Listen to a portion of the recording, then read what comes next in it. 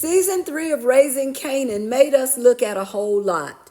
Mainly, we looked at a beatdown to what seemed like death for Unique.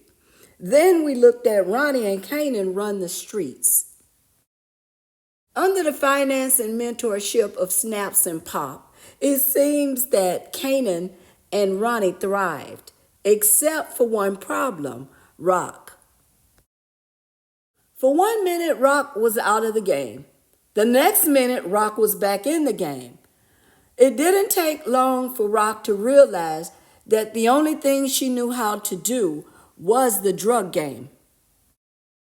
Hello, Power Veterans. It's Lady Vet here, and I'd like to clear up a previously posted episode guide. I want to say that Plex dropped the wrong Season 4 Raising Kanan episode titles, but I would rather say that Stars made changes that are now posted on Fandom. I say that because the season synopsis is still the same, but the episode titles are changed and descriptions added for at least the first 4 episodes.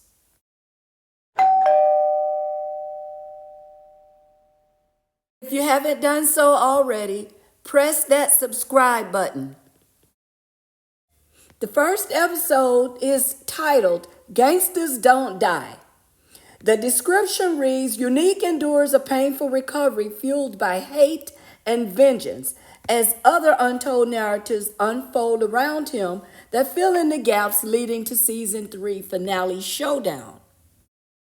While everyone thought that Unique was dead, he was recovering from his near-death experience. Why wouldn't you want to take out the boss? It's the same shit you did to Breeze. Just as OG Kanan wreaked havoc from the inside out of Ghost's organization, so does Unique plan to do the same for Rock. In my opinion, filling the gaps would be who was doing what during Unique's absence leading up to the death of Ronnie. And with that came plotting and planning against his enemies. Episode 2 is entitled It's All Love. And the description is Kanan and Rock navigate a new business relationship, just as Unique begins to plot his quest for revenge. Meanwhile, Lou considers a new music opportunity. Marvin goes too far on a side job for Stefano, and Juke tries to adjust to life in the army. Grandma, Uncle Marvin, and Uncle Lou, they gave me what I needed. Neither Kanan nor Rock trust each other. So to navigate a new business relationship, no doubt it'll have its ups and downs. It seems as though Lulu is fully rehabbed and so he can have a drink, among other things.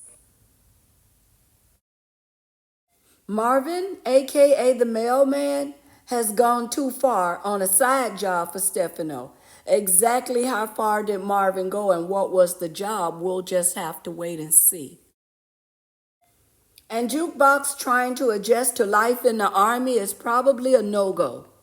I don't think that Jukebox will fit. I think that she's smart enough to realize that that's not where she really wants to be, and she'll find a way out. Jukebox may use her time in the army to fine-tune her skills as a police. The third episode is titled Bygones, and the description reads, as Rock and Marvin face the aftermath of Unique's violent clandestine comeback, Lou manages his new artist, Kanan gets through to his grandmother, and Jukebox embraces her sexuality.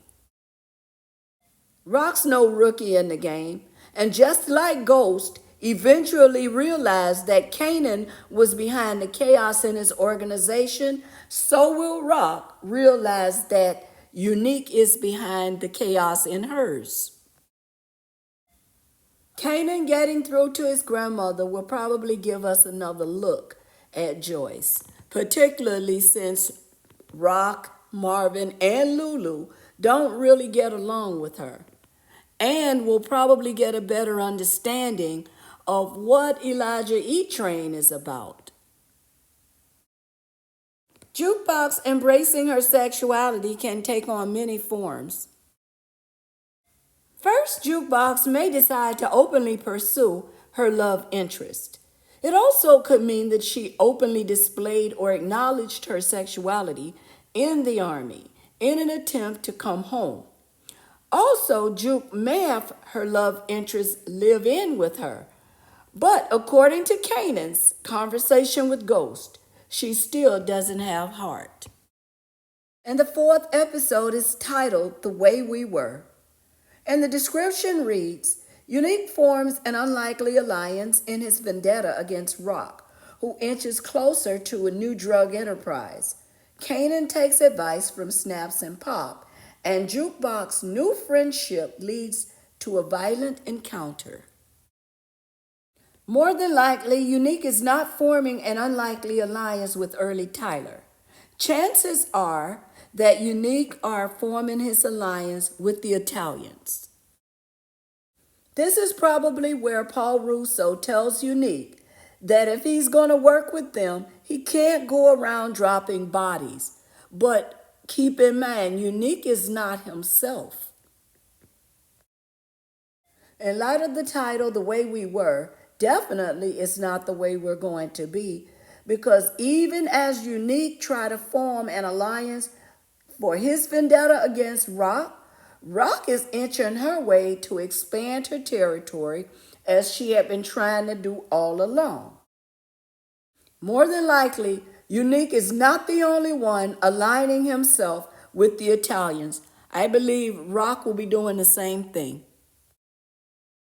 Although warned by Rock to not bother with Kanan, Snaps and Pop, being OGs in the game, aren't listening.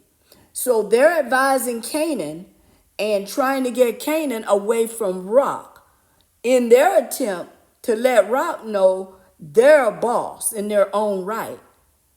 I'd like to see how this turns out, because I don't think that Rock will be pleased, and I don't think this is a good look for Snaps and Pop.